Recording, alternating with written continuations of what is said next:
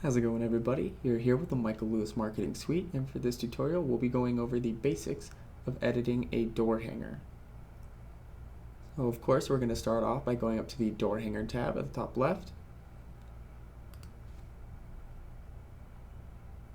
Once you select the tab, you'll see multiple sub-tabs: Red Series, Slate, Infographics, and Posh. Then of course there's, just like every other marketing material, a Design My Own section where you start with blank canvas and add in your own image boxes and text boxes to create your layout, and then Upload My Own Design. So with Upload My Own Design, if you created something elsewhere and you want to upload it into this suite to utilize the printing prices, you can absolutely do so. And the requirements as far as size and dimensions, you can find whether you click vertical or horizontal.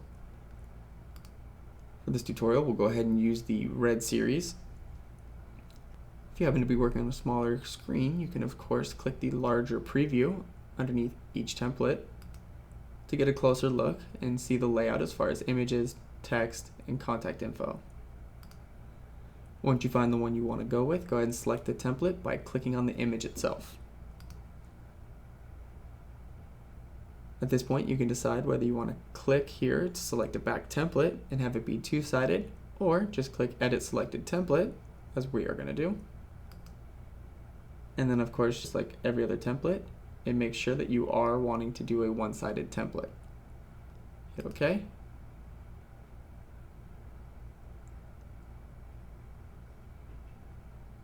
And to get started, I like to go over the safe zone and cut line.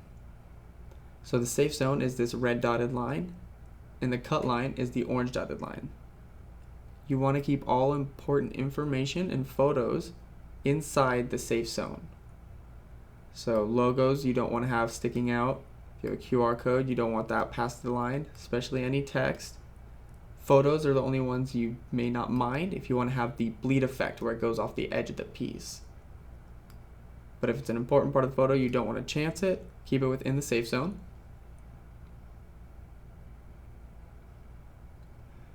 Just make sure to keep it within the safe zone because these are printed on large sheets and then cut to size.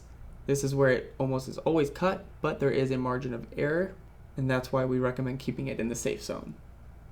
So we'll put all this back a little bit. Alright, so now you'll notice when I click on a text box like just listed, these tabs will go away and it'll show us features and functions for editing text. Now from here, like I said, this is the basics of editing a door hanger. So we're not going to be going over everything that you can do as far as features and functions, but just the ones that are going to be editing what already is and not editing the layout that you see here. So with just listed, you can go in and change the text. That's an interesting one. Change the font size. Change the color. And then of course, just like any Word doc, there's bold, italic, and underlined. Then of course, all the alignments. So you have left, center, right, and justified.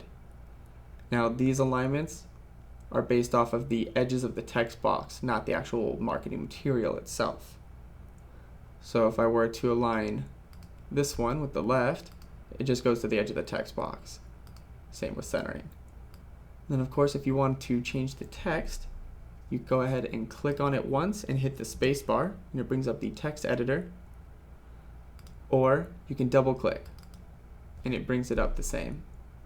When you're in here, you can go ahead and delete what's already there if it's a placeholder, and then hit commit changes. And now it's a just sold postcard. The only other thing I'd mention as far as basics would be character spacing. So if you liked how wide it was when it was just listed, but you don't want to make the font too large to imitate that for just sold, you can click on it and then increase the character spacing one at a time until it covers just as much as it did before. Obviously doing it too much might make it look a little odd, but you can do it a little bit so it fills out the area. And then the other one would be line spacing. This is more for paragraph form. But if you have just a few lines that you want to put here, not enough to fill up this whole spot, you can increase the line spacing by going up one at a time as well. And let's say you only have 4 lines. So you'd increase it until those 4 lines are perfectly centered. That way you don't need to have it be font size 30 and look a little odd. So once you're done with any text and anything, hit apply. To get to the back side, go to the back. If it is a 2-sided, obviously this one's only 1. So what we're going to do is now take care of photos. That is the other half of basics. So now we're going to go ahead and edit the photos. Photos are fairly simple. Just like text box, when I click on here, everything changes to functions and features for photos. As far as basics go, all you really need to know is upload. Shows you the template image. You'll go ahead and click browse. It'll pull up your folders. You'll find whatever photo it is you're wanting to use. We'll go ahead and do the backyard and click choose. It'll display your image here. The next thing you want to do is crop that photo. It tells you how to do it at the top. I'm of course going to show you as well. You'll notice that my cursor goes from a cursor to a crosshair when I drag it over the photo. That's your cropping tool. So what I recommend doing with all photos is going to the top corner, clicking, and dragging it down across to the bottom. Now of course you can crop out as much as you want. If you just want to show off this portion of the house, it'll show you on the side what it's going to look like. But if you're wanting to use your full photo as much of it as you can, like I said, you'll drag out the corners as far as it'll go, and you'll notice that you can move this. The reason is, this is the shape of the image box that we're placing this photo in. So this photo of this house is a little taller than the photo slot that we're putting it into. So when cropping it, it makes it so it doesn't distort the photo. Because if we weren't to crop it, it would distort it by squishing it down a little bit, probably not even enough to really notice, but it would be changing how tall the house really looks. So once you've cropped it, you'll click Insert Image,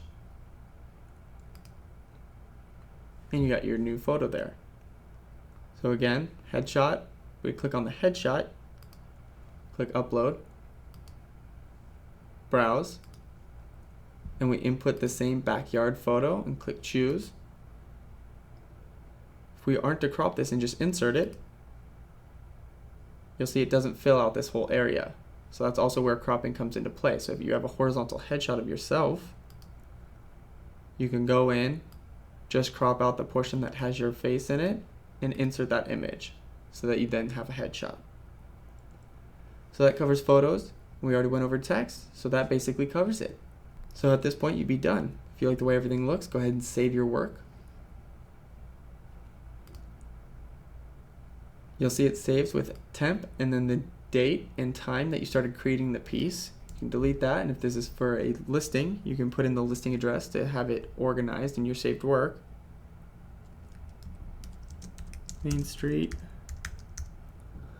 We'll go ahead and save your work. Once it's done saving, if you are ready to go ahead and order this piece, you can click View Proof and Continue. Otherwise, you can just have it saved and then go into your saved work by going up into My Account here at the top. This is the View Proof page, so you'll notice here that there's a white border going around the edge.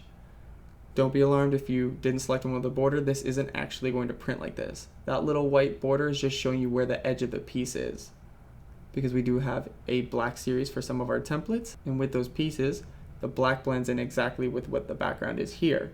So we had to go ahead and put in a border so that they could see the borders of those particular pieces.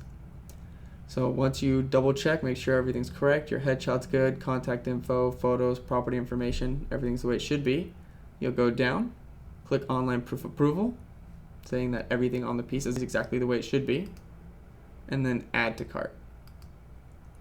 It'll ask you to put in your initials, continue, and then decide if you want to purchase some print material, purchase the PDF, what card stock, so whether you want 100-pound card cover or 16-point card cover, or in layman's terms, thick and thicker, gives you the price difference.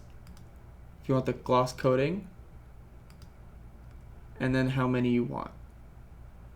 Once you've got all that, you click add to cart, and you're good to go. So from here, it's just billing, shipping information, and credit card info. Hopefully this was helpful. If you have any questions in regards to editing a door hanger or anything else, give us a call at our customer care number, which is 310-606-2029.